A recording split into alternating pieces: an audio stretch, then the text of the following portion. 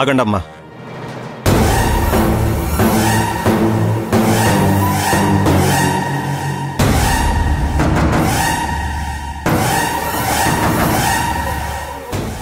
ఎక్కడికి వెళ్ళొస్తున్నారు?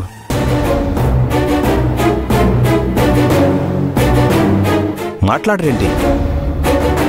మీరు ఎక్కడికి వెళ్ళారు, ఎక్కడి నుంచి వస్తున్నారో నాకు తెలియదు అనుకుంటున్నారా?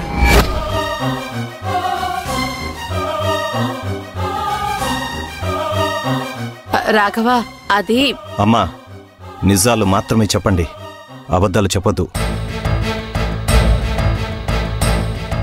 రాఘవ, అసలు ఏం జరిగిందంటే... వద్దక్క, నువ్వేం చెప్పొద్దు. నాకంతా తెలుసు. మీరు నన్ను కావాలనే ఈ మధ్య దూరం పెడుతున్నారు.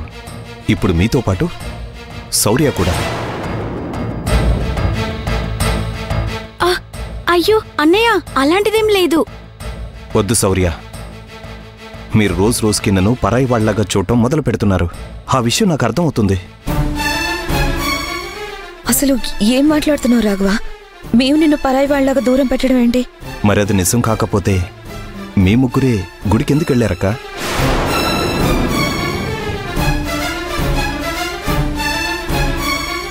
ఇంతకు ముందు ఎప్పుడు గుడికి వెళ్ళినా నాకు ఒక మాట చెప్పి వెళ్ళేవాళ్ళు. నన్ను తోడుగా తీసుకుని వెళ్ళేవాళ్ళు. అందరం కలిసి కారులో వెళ్ళేవాళ్ళం.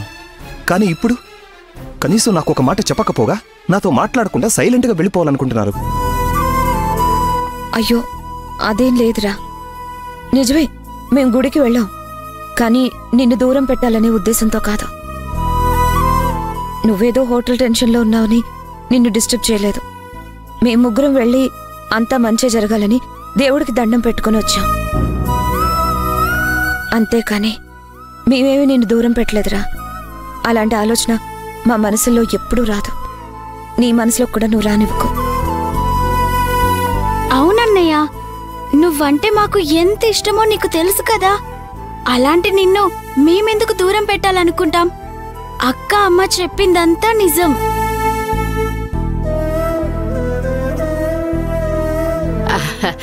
నాన్న, దేవుడు బొట్టు పెట్టుకో. అంతా మంచి జరగలరా. ఇదిగో ప్రసాదం తీసుకో.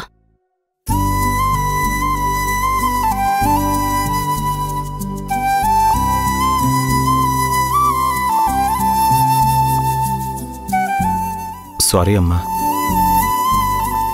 మీరంతా చెప్పకుండా వెళ్ళేసరికి మీరంతా ఎక్కడ నన్ను దూరంగా పెడుతున్నారో అనుకున్నాను. అదేం లేదులేరా. నువ్వు అనవసరంగా ఎక్కువగా ఆలోచించకు, ప్రశాంతంగా ఉండు.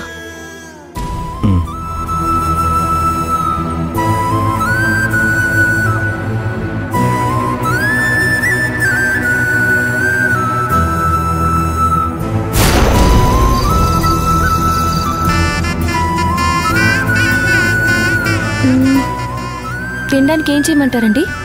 ఎగ్ ఫ్రైడ్ రైస్ చేయి. ఎగ్స్ లేవుగా. టమాటా కర్రీ చేయి.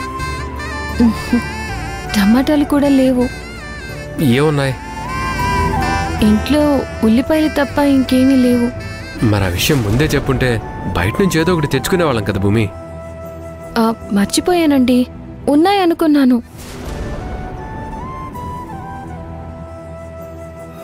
సరే, ఒక పంచే ఆనియన్స్ కర్రీ చేయి. సరే.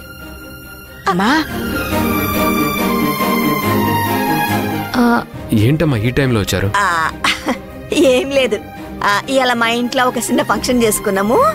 మిమ్మల్ని విలువడు మర్చిపోయినా, అందుకే గీ మటన్ కర్రీ ఇచ్చిపోదామని వచ్చిన.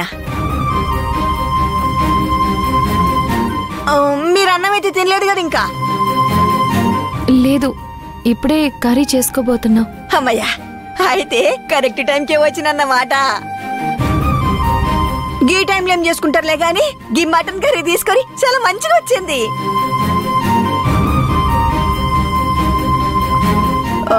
ఏంది సోచాయిస్తున్నారు? మా ఇంట్లో చేసింది మీరు తినరా ఏంది? అలా ఏమీ లేదండి. మరి ఇంకెందుకు ఆలోచిస్తున్నారు? తీసుకోరి.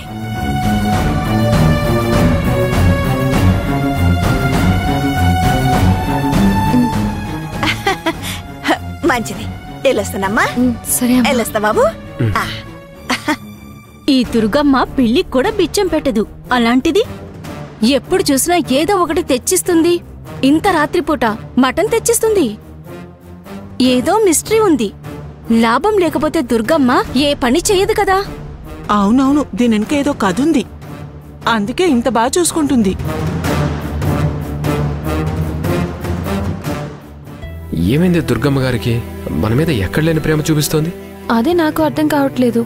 నిజంగానే వాళ్ళ మనవరాలికి ట్యూషన్ చెప్తున్నావన్న కృతజ్ఞతతోనే చేస్తుందా, లేదంటే వేరే ఏదైనా కారణం ఉందా? అంతకు మించి వేరే కారణం ఏముంటుందిలేండి. ఆవిడికి మనతో ఏం అవసరం ఉంటుంది? మనకే కదా ఆవిడతో అవసరం. అది నిజమే అనుకో. సరే, త్వరగా రైస్ వండు. అసలే మటన్ తినేయాలని చాలా నోరూరుతోంది. అందులోనూ చాలా బాగుందంట. సరే సరే, ఒక 2 minutes.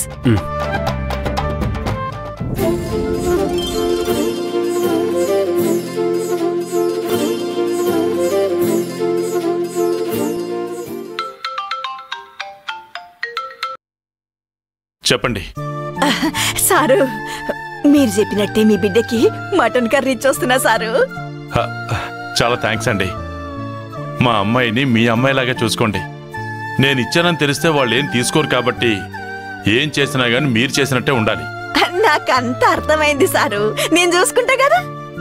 మీకు ఏం చెయ్యాలనిపించినా ఏమి ఇయ్యాలనిపించినా నాకొక ఫోన్ కొట్టుర్రి, నేను చూసుకుంటా కదా. చాలా థ్యాంక్స్ అండి.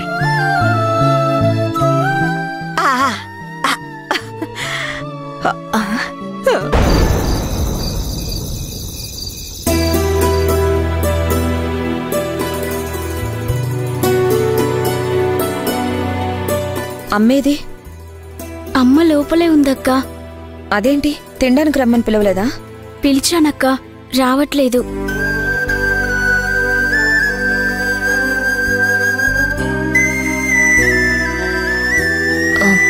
బావా, వడ్డించినా? ఆగు అలేఖ్య, అమ్మని రా నువ్వు.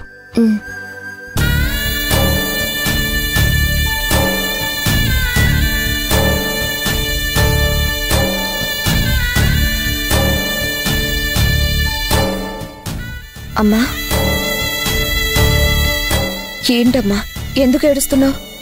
ఉదయం నుంచి గుండెంతా బాధతో నిండిపోయింది మహాలక్ష్మి. ఎంత నచ్చ చెప్పుకున్నా నా మనసు నా మాట వినడం లేదు. మనసులోని బాధ అంతా ఉప్పొంగి వస్తోంది.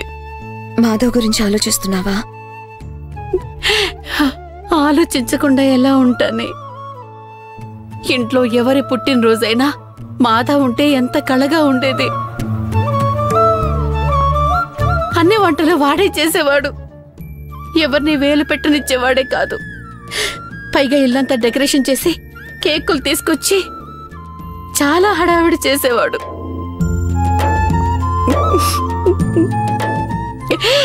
అదంతా ఇప్పుడు ఏమైపోయింది? మాధవ్ ఉన్నప్పుడు నా ఆనందం ఇప్పుడు లేదు.